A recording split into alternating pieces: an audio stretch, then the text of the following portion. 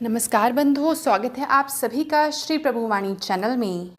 आज इस वीडियो में हम आपको साल 2025 विजय एकादशी से जुड़ी संपूर्ण जानकारी प्रदान करेंगे, जैसे कि विजय एकादशी कब है, पूजा पे पारण का शुभ मुहूर्त क्या है, पूजा विधि, इस व्रत से जुड़े कुछ महत्वपूर्ण नियम और साथ ही साथ श्रवण करेंगे विजय एकादशी से जुड़ी पौराणिक प्रचलित व्रत कथा का।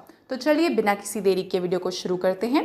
परंतु आप यदि हमारे चैनल पर नए हैं और इसी प्रकार हमसे जुड़े रहना चाहते हैं तो कृपया कर चैनल को लाइक, शेयर एवं सब्सक्राइब करना ना भूलें। साथ ही साथ जो बेल आइकन दिया गया है उसे भी अवश्य प्रेस करें। बंधु, एकादशी का व्रत भगवान विष्णु को समर्पित है। हर माह में 2 एकादशी पड़ती हैं, एक तो कृष्ण पक्ष में और दूसरी शुक्ल पक्ष में। फाल्गुन माह में कृष्ण पक्ष में पड़ने वाली एकादशी का नाम ही विजय एकादशी है और इस दिन भगवान विष्णु एवं मां लक्ष्मी की पूजा की जाती है। विजय एकादशी का व्रत विधि अनुसार से करने पर मोक्ष की प्राप्ति होती है। पौराणिक कथा अनुसार प्रभु श्री राम ने भी इस व्रत को किया था, जिसी कारणवश उसके पुण्य प्रभाव से उन्हें लंका पर विजय प्राप्त हुई थी।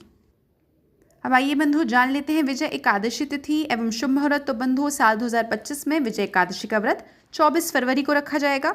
आप नोट कर सकते हैं कि एकादशी तिथि प्रारंभ होगी 23 फरवरी दोपहर 1:55 पर और इसका समापन होगा 24 फरवरी दोपहर 1:44 पर।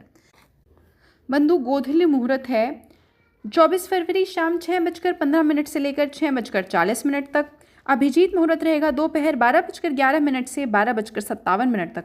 और बंधु, पारण यानी कि व्रत को तोड़ने का शुभ मुहूर्त है 25 फरवरी सुबह 6:33 से लेकर सुबह 8:56 तक।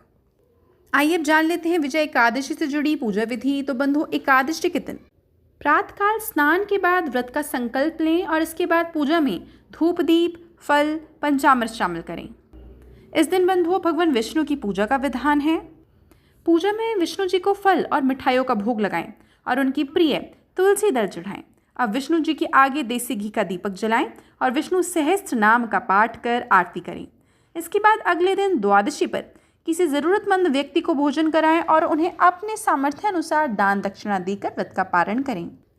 आइए अब जान लेते हैं कि विजय एकादशी के दिन आपको क्या करना है और क्या नहीं। तो बंधुओं, इस दिन भगवान विष्णु और माँ लक्ष्मी की पूजा कर फलाहार व्रत करें और एकादशी व्रत कथा, जिसका श्रवण मैं आपके समक्ष कुछ ही क्षणों में करूंगी, वह करें। और तुलसी के पौधे में आप जल ना चढ़ाएं, ना ही तुलसी के पत्रों को तोड़ें। यदि आपको एकादशी के दिन भगवान विष्णु के समक्ष तुलसी पत्रों को चढ़ाना है तो आप उसे पहले ही दिन तोड़कर रख लीजिए। इस दिन आपको तामसिक भोजन जैसे कि प्याज, लहसुन, अदरक इत्यादि के सेवन से बचना है। इस दिन आपको अक्षत यानी कि चावलों का सेवन नहीं करना है। इस दिन आपको नाखून, बाल नहीं काटने हैं और ध्यान रखें कि पुरुष दाढ़ी ना बनाएं। अब आइए बंधु श्रवण कर लेते हैं विजय एकादशी से जुड़ी पौराणिक प्रचलित व्रत कथा का। तो बंधु, धर्मराज युधिष्ठिर बोले, हे जनार्दन, फाल्गुन माह की कृष्ण पक्ष की एकादशी का क्या नाम है और उसकी विधि क्या है, कृपया कर आप मुझे बतलाएं। तो श्री भगवान बोले कि हे राजन, फाल्गुन माह की कृष्ण पक्ष की एकादशी का नाम विजय एकादशी है। इसके व्रत के प्रभाव से मनुष्य को विजय प्राप्त होता है। यह सब व्रतों में उत्तम व्रत माना गया है। इस विजय एकादशी की महात्म्य के श्रावण व पठन से समस्त पाप नाश को प्राप्त हो जाते हैं। एक समय देवऋषि नारद जी ने जगत पिता ब्रह्मा जी से कहा, महाराज, आप मुझसे फाल्गुन माह के कृष्ण पक्ष की एकादशी का विधान कहिए। ब्रह्मा जी कहने लगे कि हे नारद, विजय एकादशी का व्रत पुराने तथा नए पापों को नाश करने वाला है। इस विजय एकादशी की विधि मैंने आज तक किसी से भी नहीं कही है। यह समस्त मनुष्यों को विजय प्रदान करने वाला है। त्रेता युग में मर्यादा पुरुषोत्तम श्री रामचंद्र जी को जब 14 वर्ष का वनवास हो गया, तब वे श्री लक्ष्मण और सीता जी सहित पंचवटी में निवास करने लगे। वहां पर दुष्ट रावण ने जब सीता जी का हरण किया, तब इस समाचार से श्री रामचंद्र और लक्ष्मण अत्यंत व्याकुल हो उठे और सीता जी की खोज में चल दिए। घूमते घूमते जब वे मरणासन जटायु के पास पहुंचे तो जटायु उन्हें सीता जी का वृतांत सुनाकर स्वर्ग लोक चले गए। कुछ आगे जाकर उनकी मुलाकात सुग्रीव से हुई और बाली का वध भी वहां हुआ। हनुमान जी ने लंका में जाकर सीता जी का पता लगाया और उनसे श्री रामचंद्र जी और सुग्रीव की मित्रता का वर्णन किया। वहां से लौटकर हनुमान जी ने राम जी के पास आकर अपने समाचार कहे। श्री रामचंद्र जी ने वानर सेना सहित सुग्रीव की संपत्ति से लंका को प्रस्थान किया। जब श्री राम समुद्र के किनारे पहुंचे तब उन्होंने मगरमच्छ आदि से युक्त उस अगाध समुद्र को देखकर लक्ष्मण जी से कहा कि इस समुद्र को हम किस प्रकार पार करेंगे। तो लक्ष्मण जी ने कहा कि पुराण पुरुषोत्तम, आप आदि पुरुष हैं, आप सब कुछ जानते हैं।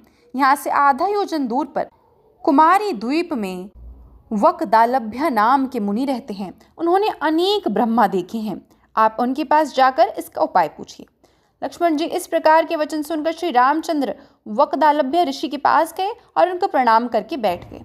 मुनि ने भी उनको मनुष्य रूप धारण किए हुए पुराण पुरुषोत्तम समझकर उनसे पूछा कि हे राम, आपका आना कैसे हुआ। रामचंद्र जी ने कहा कि हे ऋषि, मैं अपनी सेना सहित यहाँ आया हूँ और राक्षसों को जीतने के लिए लंका जा रहा हूँ। आप कृपया करके समुद्र पार करने का कोई उपाय बतलाएं, मैं इसी कारणवश आपके पास आया हूँ। तो वकदालभ्य ऋषि बोले कि हे राम, फाल्गुन माह के कृष्ण पक्ष की एकादशी का उत्तम व्रत करने से निश्चय ही आपकी विजय होगी, साथ ही आप समुद्र भी अवश्य पार कर लेंगे। इस व्रत की यह विधि है कि दशमी के दिन स्वर्ण, चांदी, तांबा या मिट्टी का एक घड़ा बनाएं। उस घड़े को जल से भरकर तथा 5 पल्लव रख वेदिका पर स्थापित करें। उस घड़े के नीचे सतनजा और ऊपर जौ रखें। उस पर श्री नारायण भगवान की स्वर्ण की मूर्ति स्थापित करें। एकादशी के दिन स्नान आदि से निवृत्त होकर धूप दीप, नैवेद्य, नारियल आदि से भगवान की पूजा करें। तत्पश्चात घड़े के समक्ष बैठकर दिन व्यतीत करें और रात्रि में भी उसी प्रकार बैठकर जागरण करें। द्वादशी के दिन नित्य नियम से निवृत्त होकर उस घड़े को ब्राह्मण को दान में दे दें। हे राम, यदि तुम भी इस व्रत को सेनापतियों सहित करोगे तो तुम्हारी विजय अवश्य है। श्री रामचंद्र जी ने ऋषि के कथनानुसार इस व्रत को किया और उसके पुण्य प्रभाव से दैत्यों पर विजय भी प्राप्त करी। अतः हे राजन, जो कोई मनुष्य विधिपूर्वक इस व्रत को करेगा, दोनों लोकों में उसकी अवश्य विजय होगी। श्री ब्रह्मा जी ने नारद जी से कहा कि हे पुत्र, जो कोई इस व्रत के महात्म्य को पढ़ता या सुनता या हुंकारा भरता है, उसको वाजपेयी यज्ञ जितना फल प्राप्त होता है। तो यह थी बंधुओं आगामी विजय एकादशी से जुड़ी संपूर्ण जानकारी। वीडियो देखने के लिए आपका बहुत बहुत आभार।